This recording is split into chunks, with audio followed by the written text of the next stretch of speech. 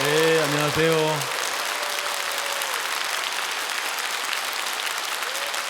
반갑습니다.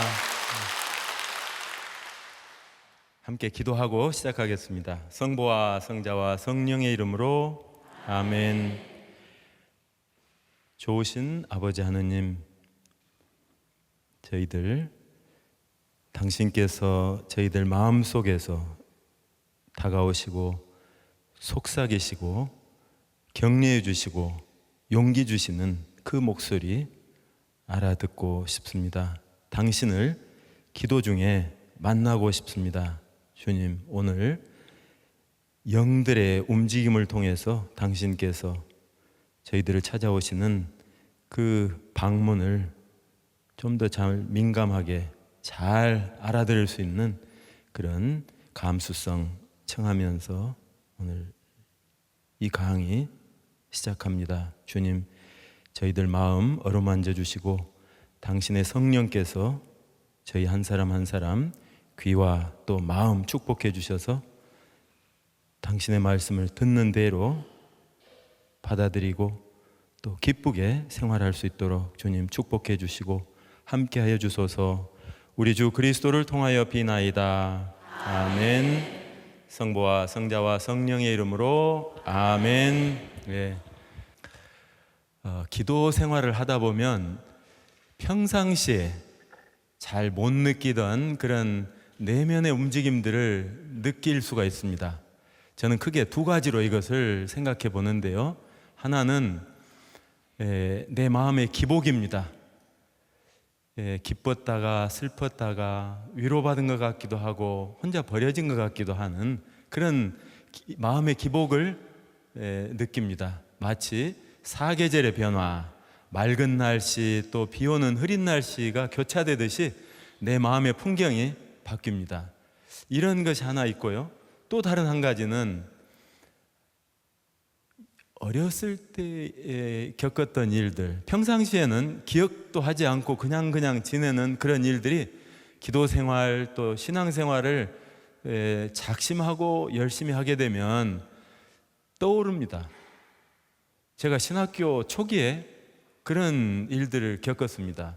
좋은 것도 있지만 부정적인 것, 어두운 것 이런 것들이 저를 엄습해서 저는 신학생으로 또 사제로 마땅한 사람이 아니기 때문에 내가 정직하다면 떠나야 된다 막 이런 생각까지도 들 정도로 이런저런 내적인 체험들을 하는데 특히 과거의 상처, 어두운 기억들 이런 것들과 관계되는 그런 체험들이었습니다. 그래서 크게 두 가지 마음의 기복과 또 과거의 일에 대한 추억, 기억들, 상처들이 들쑤시고 일어나는 그런 체험들이 있을 수 있는데요. 저는 오늘은 첫 번째 거 마음의 기복에 초점을 맞춰서 이야기를 해보려고 합니다. 그래서 제목을 내 영혼의 파문, 호수에 돌을 던지면 물결이 일어나지 않습니까? 그 파문을 말합니다. 영들에 대해서 우리가 생각을 좀 정리를 해보았으면 합니다. 영은 눈에 안 보입니다. 그런데 우리가 눈에 보이는 것만 세상에 존재한다 이렇게 할 수는 없을 것 같아요. 예를 들어서 바람 있습니다. 바람은 원래 눈에 안 보입니다.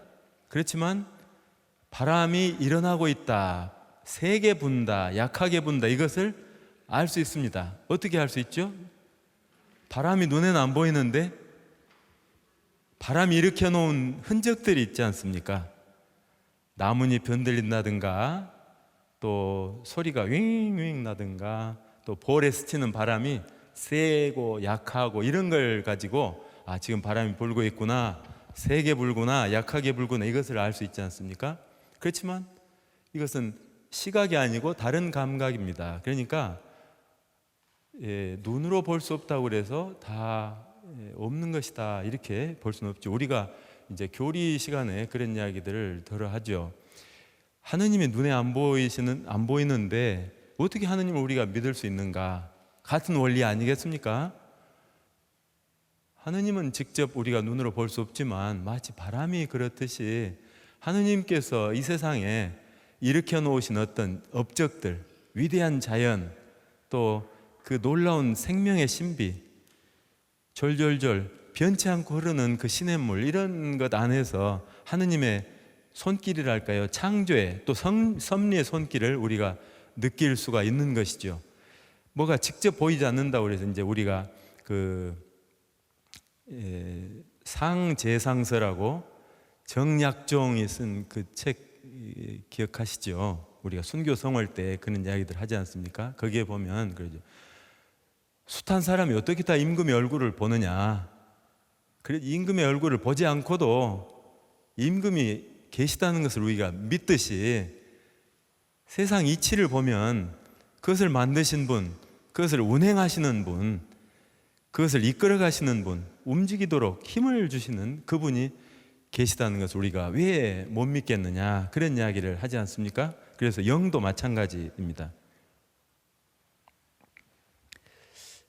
영들을 체험한다. 그런데 한 가지 질문을 하고 싶어요. 내가 하고 있는 생각이 다 내 생각이다, 이렇게 생각을 하시는지 어쩌는지요. 내가 하는 생각은 다 내 생각이다, 이렇게 생각하세요? 그렇죠. 어떤 생각은 내가 당하는 생각도 있더라고요.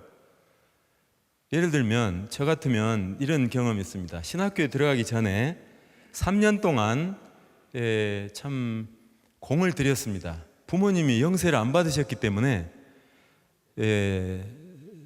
사제직을 가고는 싶고, 그러나 틀림없이 이렇게 반대에 부딪힐 거라, 반대는 반대지만 또 가슴 아픈 그런 이별을 어떻게 하고 내가 내 길을 편히 갈 수 있겠는가, 아리랑 아라리오가 될 텐데, 그래서 고민을 하면서요 성모님께 기도하고 또 이제 대학 졸업하고는 직장 생활을 2년을 했습니다. 3년 신학교 들어가기 전에 필요한 기간을 채우기 위해서도 그렇고 겸사겸사요.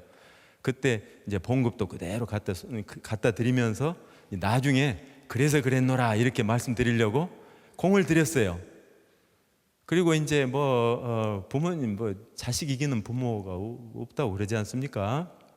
결국은 잘해봐라 이렇게 하셨습니다. 어쨌든 제가 그렇게 신학교를 바라던 대로 입학을 하게 됐기 때문에 기쁜 마음이었죠. 그런데요, 첫날 이제 신학교에 딱 들어가면 바로 공부를 시작하지 않고 3박 4일 정도 계약 피정을 합니다. 그래서 다들 이제 돌아가고 우리 신학생들만 남아가지고 처음으로 계약 피정을 시작하는데, 저녁 기도로 시작을 했어요. 하느님 날 구하소서, 성무일도 시작하는 부분이 있죠. 하느님 날 구하소서, 주님 어서 오사 나를 도우소서. 그러는데요, 순간 제 마음속에서 내 인생 이제 이렇게 끝나는구나. 제 인생이 이제 더 이상 없는 것처럼, 희망도 없고 어디 끝에 와 있다는 느낌, 다시는 돌아갈 수 없는 그런 절체절명의 어떤 상황에 혼자 버려진 것 같은 그런 생각이 불쑥 떠올랐습니다. 무서웠죠. 그런 체험이 전혀 없었기 때문에. 근데 다음날 아침 되니까 조금 누그러지고, 또 다음날 되니까 더 괜찮고, 피정 끝날 때에는 마치 언제 그랬냐는 듯이 아침에 해가 뜨면 안개가 짙게 껴있다가도 없어지지 않습니까? 그런 것처럼 또 아무렇지도 않게 해서 그러고는 잊어버렸어요. 그러나 이제 그런 비슷한 일들을 정도는 다르지만 또 상황도 다르지만 몇 번 또 더 겪게 됐습니다. 그러다가 나중에 영신수련을 보니까 거기에 악한 영, 선한 영 이야기가 나왔습니다. 그래서 이것이 그것인가 보구나 하고 이제 제 체험 안에서도 이것을 받아들일 수 있게 된 거죠. 그러니까 제가 지금 설명하는 이 이야기를요, 그냥 제 이야기만 듣지 마시고 여러분들 각자 지금까지 지내오시면서 어떤 뭐라고 그럴까요? 결정적인 체험들이 있을 거예요. 자기의 어떤 양심을 건 또는 인생을 건 어떤 결정을 하고 투신을 하고, 이런 순간에 겪었으리라고 짐작이 되는 그런 내적인 체험들을 한번 떠올리면서 한번 이야기를 들어보세요. 그러면 여러분들이 제 이야기를 알아듣기 쉬울 뿐만 아니라 여러분들의 체험이 정리되기 때문에 다른 사람과 나눌 수도 있고 다른 사람의 체험을 설명하는 데 도움을 줄 수도 있을 겁니다. 그래서 오늘은 이제 이런 이야기를 하는 것이 꼭 여러분 자신만을 위해서 말씀을 드리는 것은 아니고요.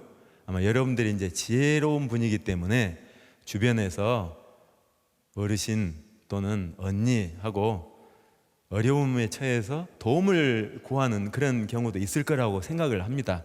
그럴 때 어떻게 보면 교회 역사 2000년 동안에 집약된 지혜 중에 하나입니다. 지혜서입니다. 구약에 보면 지혜서가 나오지 않습니까? 가정이 어떻고 부부가 어떻고 자녀가 어떻고 막 등등 그런 것처럼 2000년 역사에서 아주 괜찮은 지혜서를 대한다고 생각하고 한번 정리를 한 걸 들어보세요.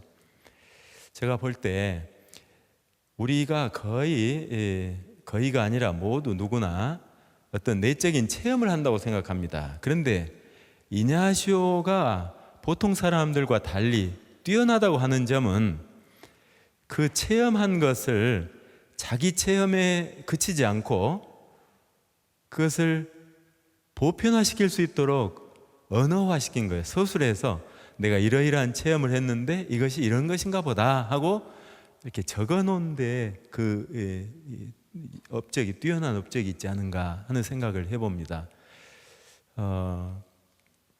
많은 사람들이 영적인 체험을 하지만 그 순간이 지나고 나면 됐다. 이제 나는 그 어려운 때를 모면했다. 이렇게 하고 말할 수도 있는데 이냐시오는 그것을 반추하면서 성찰하면서 이거는 이랬었는데 이런 의미가 있지 않을까 하면서 다른 사람에게도 도움을 주려고 글로 이것을 남겼습니다. 어떤 패턴이 있다고 생각하는 것이죠. 제가 유인물 준비를 좀 한 거 한번 보세요.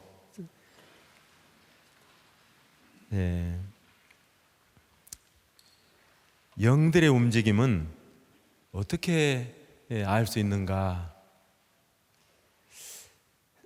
이냐시오는 생각을 통해서 영들이 우리에게 그 움직임을 전달한다고 합니다. 그러니까 선한 영은 선한 영대로, 악한 영은 악한 영대로 자신의 목적을 가지고 우리에게 다가오는데 우리가 그 영들의 움직임에 영향을 받을 수 있기 위해서는 우리가 알아들을 수 있는 방식으로 와야 될 겁니다. 그렇죠? 제가 여기 지금 보정동 성당에 있는데요.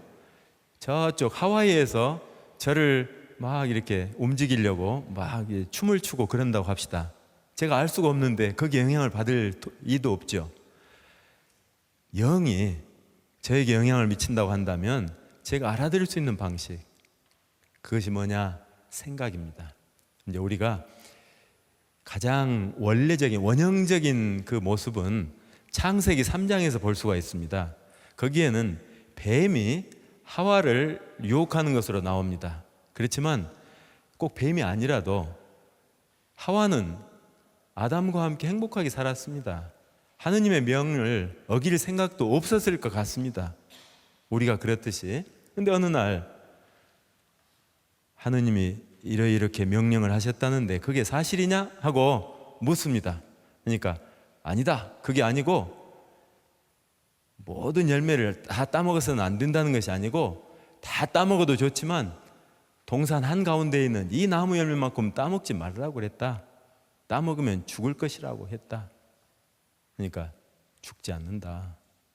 절대 안 죽는다. 네 눈이 밝아져서 하느님처럼 될 줄 알고 그래서 못 먹게 하시는 것이다. 그러니까 그런 눈으로 보니까 탐스럽고 먹음직스럽다고 이렇게 달리 보이지 않습니까? 그래서 갈등을 하다가 결국 따먹었지 않습니까? 우리에게도 어떤 생각이 다가올 때 비슷한 거예요. 처음에는 암시합니다. 그런데 정말일까? 그게 사실일까? 이렇게 하면서 점점점 그 생각 속에 몰입이 되죠. 그리고 그 생각을 내 것으로 만들게 돼요. 내 생각이 돼요. 그러면 처음에 암시했던 그 영은 또는 존재는 자기 목적을 달성한 것이죠. 우리 전통적으로 그래요. 영은, 하느님은 존재들을 만드셨는데 돌, 물, 나부터 시작해서 식물, 나무, 풀, 이런 거, 숲을, 그 다음에 움직일 수 있는 동물, 그보다 영혼을 가진 인간. 그러나 인간까지는 몸과 함께 영을 갖고 있습니다만은 몸이 없이 순수 영적인 존재도 있다는 것이죠. 그것을 영이라고 그러고 천사라고 불렀습니다. 이 천사는 그러니까 몸이 없기 때문에 자기가 실제로는 뭘 할 수가 없다는 거예요. 어떻게 그 의지를 관철시키느냐? 몸을 가진 존재에게 동의를 구해서 자기가 뜻하는 것을 이룰 수 있도록 실현시키도록 에이전트를 마련하는 거예요. 그러니까 우리가 그 영의 에이전트가 될 수가 있습니다. 그래서 이냐시오는 생각을 통해서 우리에게 온다. 그래서 인간의 생각에는 세 가지 뿌리가 있다고 그럽니다. 세 가지 뿌리. 그게 뭐냐? 하나는 내가 지어 만드는 생각입니다.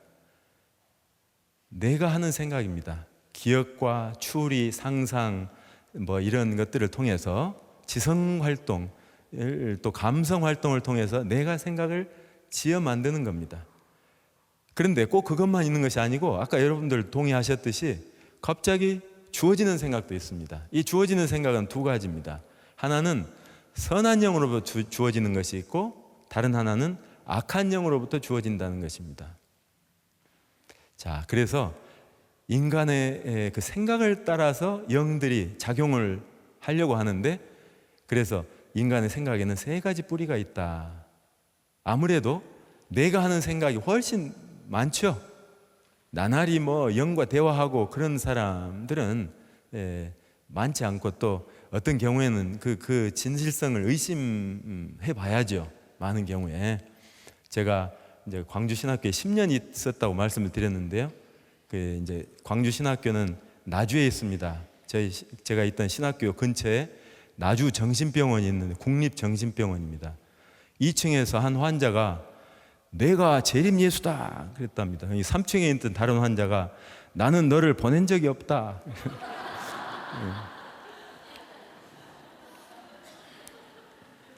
우리가 영적인 일을 너무 많이 이렇게 체험한다고 할 때 그것이 늘 의심의 여지 없이 받아들일 것은 아닙니다. 그래서 이따가 그런 이야기들도 좀 살펴보겠습니다.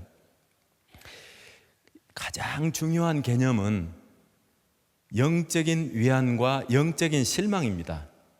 여기에 나와 있는 내용을 함께 읽어보시겠습니다. 그렇게 어려운 것은 아닌데요.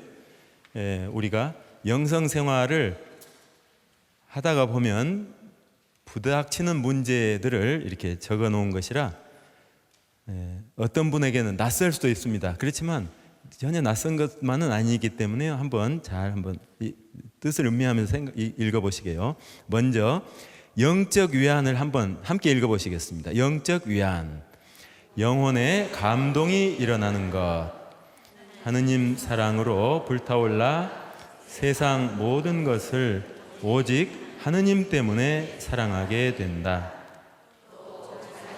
죄나 순한 순산을 아파하게나 주님 사랑으로 이끌리며 눈물이 쏟아지는 경우 믿음, 희망, 사랑이 커지고 창조주 주님 안에서 영혼이 침착 평온해지고 모든 내적인 기쁨을 느끼는 것이다. 영적 위안을 방금 읽어봤는데요. 대충 무슨 의미인가 아시겠어요? 예를 들어서 어떤 예비 신학생이 마지막 이제 신학교를 가느냐 마느냐 그 피정에 갔습니다. 그런데 겁이 덜컥 나기 시작했습니다. 내가 어떻게 그 길을 갈 수 있겠는가? 그런데 피정을 하는 동안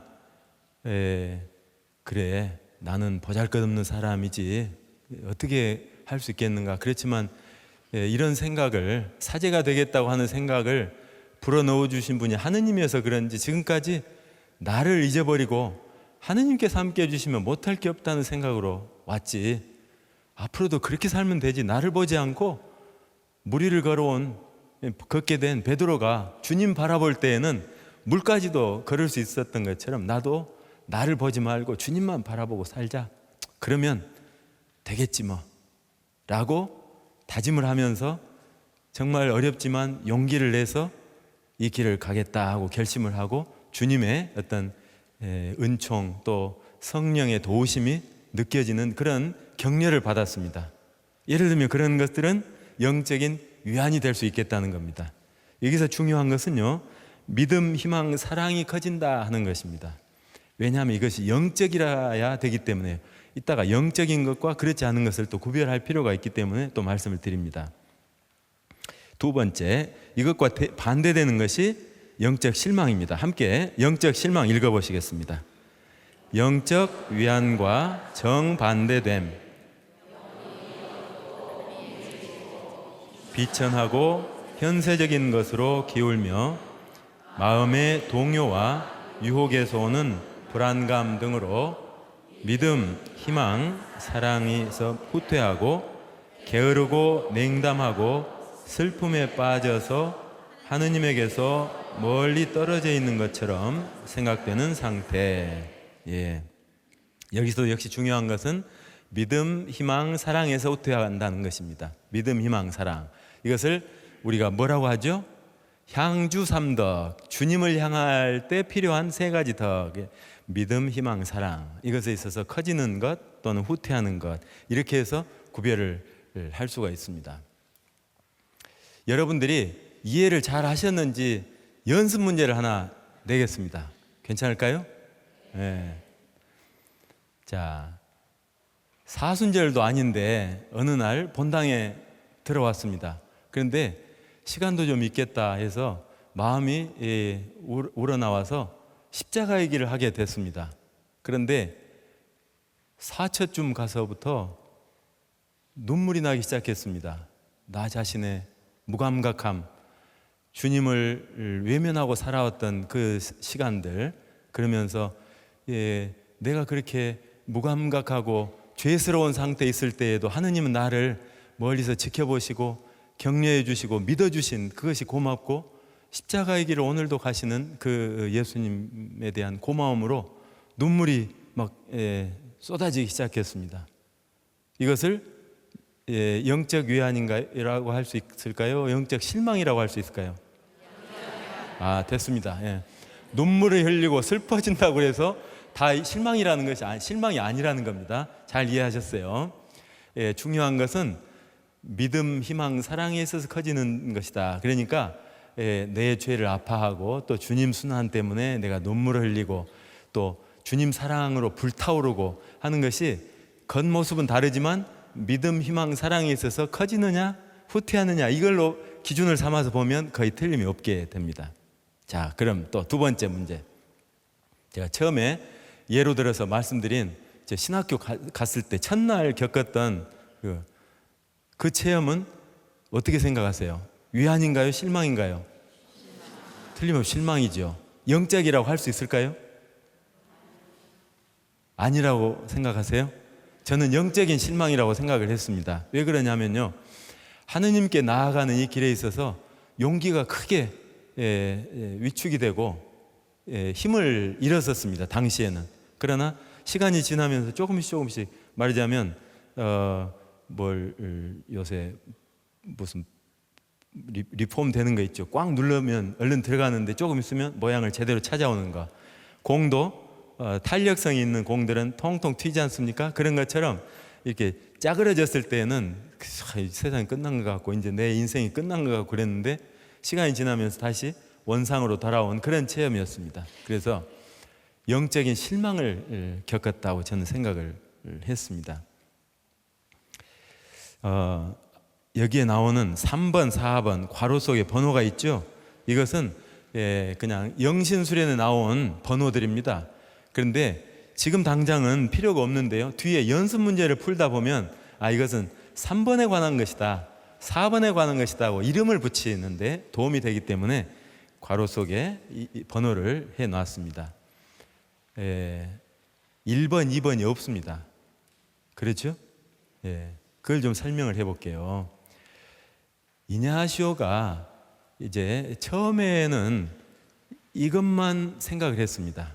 제가 아까 처음에도 말씀드렸지만요, 이름 붙이는 것, 영적 실망, 영적 위안, 이것이 중요한 개념이라고 그랬는데요. 이렇게 우리들 마음에서 일어나는 또는 영적인 움직임들에 이름을 붙일 줄 안다면 영성 생활에 상당히 도움을 받습니다. 우리가 비가 온다 그럴 때 비라는 단어를 아는 것으로 해서 그 단어를 모를 때 불편함과 비교를 해본다면 이해를 하실 거예요. 우리가 언어 생활을 함으로써 많은 것들을 추상화시켜서 말할 수가 있죠.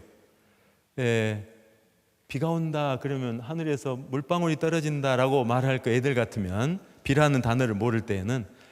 그런데 물방울이라는 단어도 모른다면 뭐가 이렇게 참 그것을 설명하기 어려울 겁니다.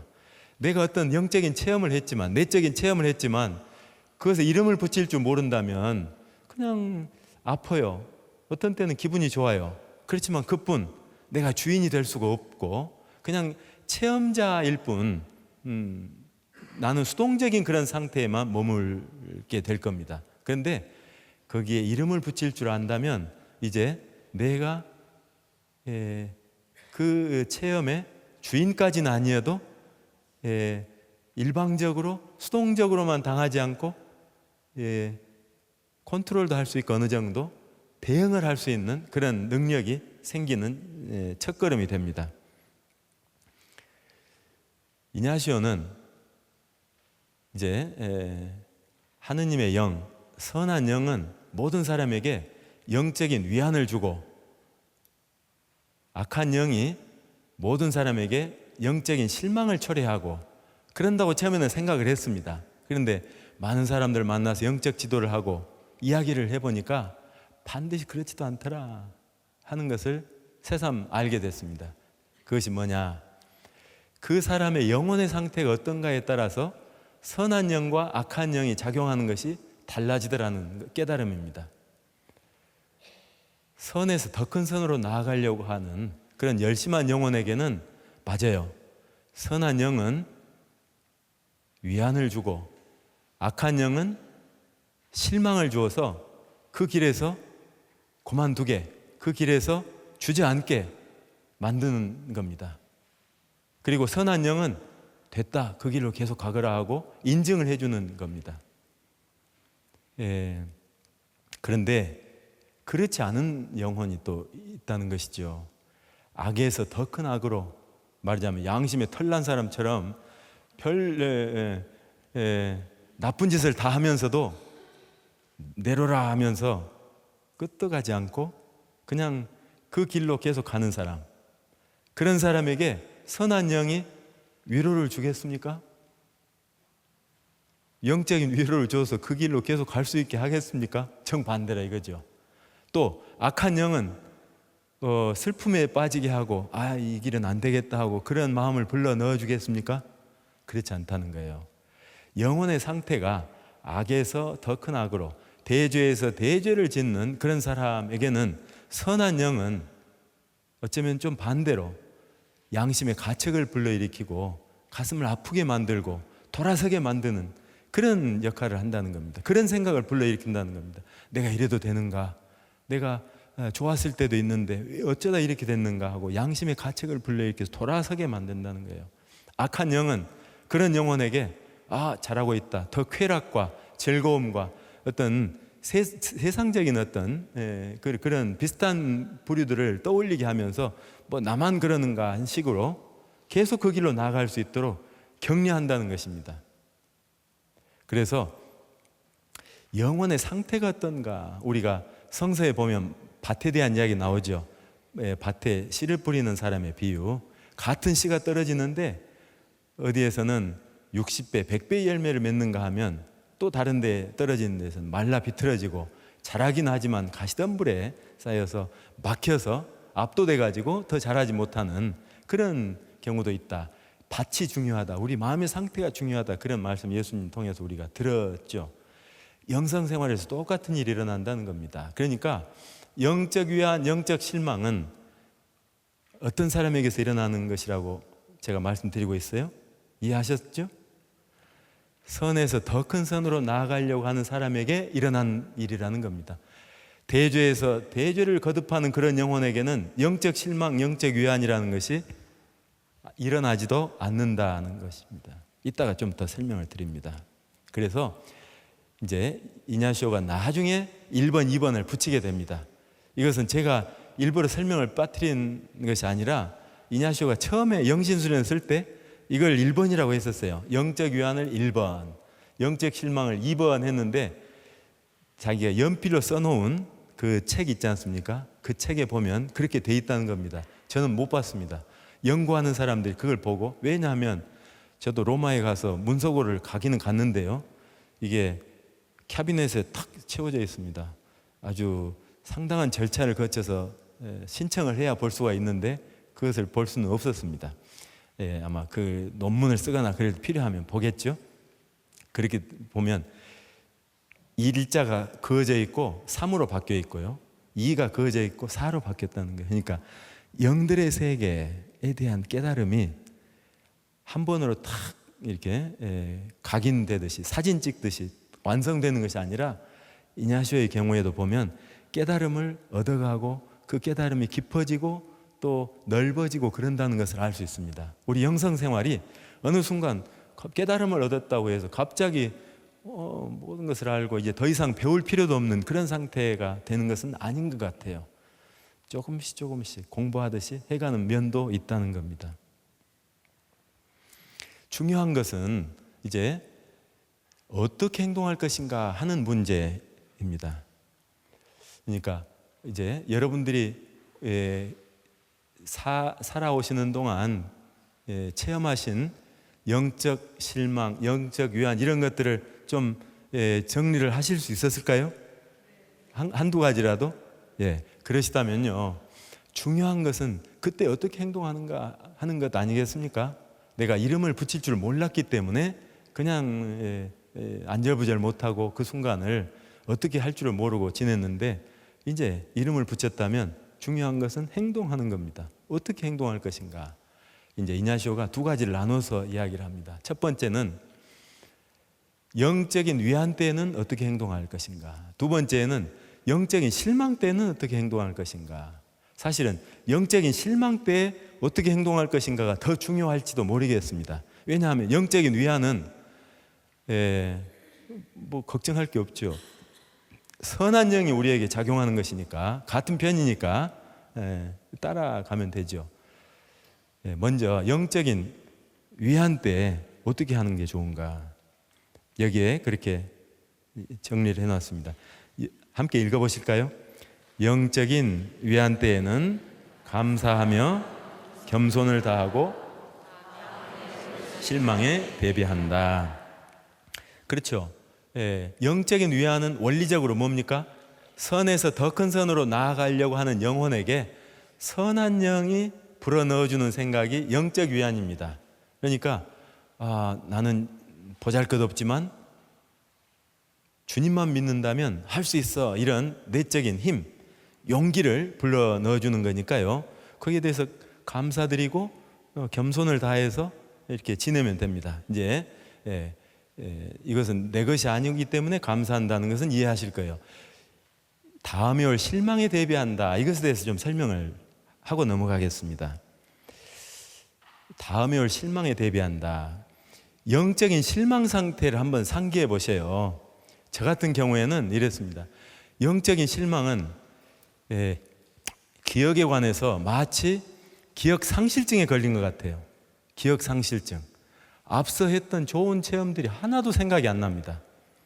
제가 광주신학교를 2000년에 갔습니다. 2000년 가을에 당시에 5학년 한 학생이 저를 찾아왔습니다. 시모님, 인사드리러 왔습니다. 무슨 인사요? 하니까 집에 갑니다. 학기 중에 신부님들하고 다 이야기도 했고, 그런데 신부님께도 인사라도 드리고 가고 싶어서 왔습니다. 그것도 기특한 일이에요. 갈 때는 되게 그냥 슬슬슬 나가려고 하는데요, 당당하게 인사하러 온 것이 참 고맙기도 하고 든든하게 느껴졌습니다. 그 학생 하는 이야기가 그거였습니다. 신부님, 제가 신학교 생활 5년, 군대까지 하면 8년을 지냈는데요. 8년 동안 한 번도 기뻐해 본 적이 없습니다. 그러더라고요. 그러면 성소 아니죠? 성소 아니요, 나가야죠. 이제 하여튼 그런 거예요. 근데 저는 영적인 실망 상태라는 것이 바로 이런 것과 비슷하다는 것을 여러 번 체험했습니다. 하느님께서 저를 불러주셨고 위안도 해주시고 아 그래 할 수 있어 하고 용기와 힘을 불어넣어 주신 것이 사실입니다. 그래서 그 길을 용감하게 나섰는데요, 영적인 실망 상태에 떨어지면 그것이 다 거짓 같아요. 저 혼자 그냥 허공에다 대고 좋아했던 것 같고 하느님이 저 멀리 계시는 것 같고, 여기 영적인 실망 보면 하느님에게서 멀리 떨어져 있는 것 같은 그런 상태라고 돼 있지 않습니까? 멀리 떨어져 있는 것 같아요. 아니 하느님은 도대체 계시긴 하나? 이런 생각까지 듭니다. 영적인 실망은 기억상실증 같습니다. 그래서 영적인 위안 때예요. 여러분들이 영적 일기 같은 거 쓰시는가 모르겠습니다. 어쨌든 메모 같은 걸 하신다면 잘 적어두시라는 거예요. 왜냐하면 그것이 힘이 되기 때문에 그래요. 영적인 실망 상태에 그것을 읽어보면 제법이네, 나도 이런 때가 있었네 하는 거예요. 자, 그때 위안이 제대로 되기 위해서는요, 좋았다 이렇게 막연히 써서는 안 되겠죠. 그때 나는 어둠 속에 헤매는 것 같고 버려진 것 같았는데 신부님이 뜬금없이 전화를 하셔가지고 만나자 해서 식사하자 해서 그때 그냥 별것도 아닌데 참 고마웠다. 그리고 씻은 듯이 그 어두움을 이겨낼 수 있었다. 그럼 이제 이거를 정확히 써놓는 겁니다. 그러면 다음에 이걸 볼 때 그저 그런 것이 아니고 나를 움직였던 터닝 포인트가 되었던 그 순간이라는 것을 인정할 수 있죠. 그래서 잘 기억해둔 다음에 올 실망에 대비한다 하는 것은요, 영적 일기 같은 데다가 잘 기록해두는 것을 말합니다. 잘 기억을 해두세요. 자, 이제 문제는 영적인 실망 때 어떻게 행동을 할 것인가 하는 겁니다. 첫 번째가 변경을 하지 말아라. 그런데요, 정확히 하자면 제가 좀 줄여서 하기 위해서 변경을 말라 이렇게 줄여서 썼는데요, 제대로 하자면 영적인 실망 상태에서는 앞서 한 좋은 결정을 변경하지 말아라, 이런 이야기입니다. 그러니까 절대 변경하지 말아라는 뜻이 아니고요, 영적인 실망 상태에서는 변경하지 말아라 하는 거예요. 왜 그래요?